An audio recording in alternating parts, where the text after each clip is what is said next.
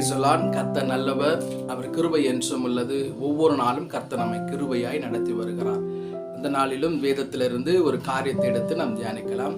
என்னாகமத்தின் புஸ்தகம் 11ஆம் அதிகாரம் 23ஆம் வசனம் சொல்கிறது, அதற்கு கர்த்தர் மோசேயை நோக்கி, கர்த்தருடைய கை குறுகி இருக்கிறதோ, என் வார்த்தையின்படி நடக்குமோ நடவாது என்று நீ இப்பொழுது காண்பாய் என்றார்.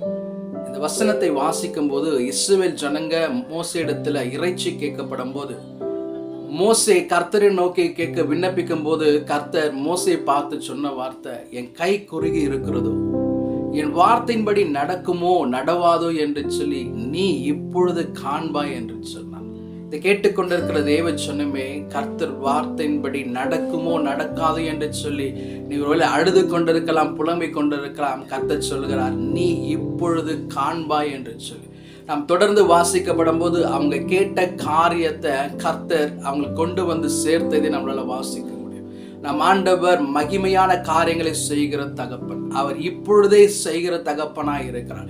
வேதத்துல யோவான் எழுதின சுவிசேஷம் 1ஆம் அதிகாரம் 50ஆம் வசனத்துல நாத்தான் வேலை பார்த்து கர்த்தர் சொன்னதான வேத வார்த்தை, இயேசு அவனுக்கு பிரதியுத்தரமாக, அத்திமரத்தின் கீழே உன்னை கண்டேன் என்று நான் உனக்கு சொன்னதினாலே விசுவாசிக்கிறாய், இதிலும் பெரிதானவைகளை காண்பாய் என்றார். நாத்தான் வேலை பார்த்து இயேசு சொன்ன வார்த்தை, அத்திமரத்தின் கீழே உன்னை கண்டேன், நான் உன்னை அறிவேன் என்று கர்த்தர் சொல்லுகிறார். அந்த அத்திமரத்தின் கீழே நாத்தான் வேல் ஒருவேளை செபித்திருக்கலாம். அந்த செபத்தை கர்த்தர் அறிந்தவராய் இருக்கிறார்.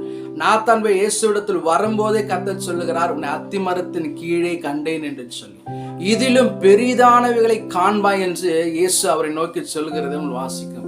இதை கேட்டுக்கொண்டிருக்கிற தேவ சொன்னமே, நாம் அவருடைய வார்த்தையின்படி நடப்போம் என்று சொன்னால், தேவன் நம்மை அறிந்திருப்பார் என்று சொன்னால், இதிலும் பெரிதானவைகளின் நன்மையான காரியங்களை நம் வாழ்க்கையில கர்த்தர் காணும்படி செய்வார். வேதத்துல இன்னொரு சம்பவம் கூட இருக்கு. யோவான் எழுதின சுவிசேஷம் 11ஆம் அதிகாரம் 40ஆம் வசனத்தை வாசிக்கும் போது, அங்க லாசரு என்ற மனுஷன் இறந்து போகிறான்.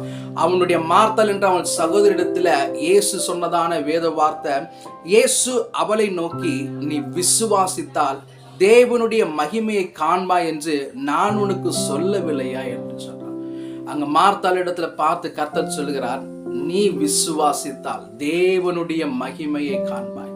அந்த இஸ்ரவேல் ஜனங்க தேவனுடைய மகிமையை பார்த்தாங்க. நாத்தான் வேலை பார்த்து சொல்றார், இதிலும் பெரிதானவைகளை காண்பாய். இதை கேட்டுக்கொண்டிருக்கிற தேவ சொன்னமே, நாம் தேவன் நம்மை அறிந்திருப்பார் என்று சொன்னால், நாம் தேவனோடு இருப்போம் என்று சொன்னால், நாம் விசுவாசிப்போம் என்று சொன்னால், வேதம் சொல்லுகிறது, நீ இப்பொழுதே காண்பாய் என்ற வசனத்தின் நிமித்தமாய் இந்த நாளில இந்த நிமிஷத்துல கர்த்தர் நமக்கான காரியங்களை செய்ய அவர் உண்மையுள்ளவராய் இருக்கிறார். இப்பொழுதே என் கண்கள் காணும்படியே கர்த்தர் உதவி செய்வார். அப்படிப்பட்ட தேவரத்தை தான் நாம் நீங்களும் நானும் ஆராதித்துக் கொண்டு இருக்கிறோம். அவரிடத்துல வருகிறவர்களை, அவரை அறிந்திருக்கிறவர்களை, அவரை நம்புகிறவர்களை, அவரை விசுவாசிகளுடைய வாழ்க்கையில கர்த்தர் மகிமையான காரியத்தை செய்ய அவர் உண்மை உள்ளவராய் இருக்கிறார்.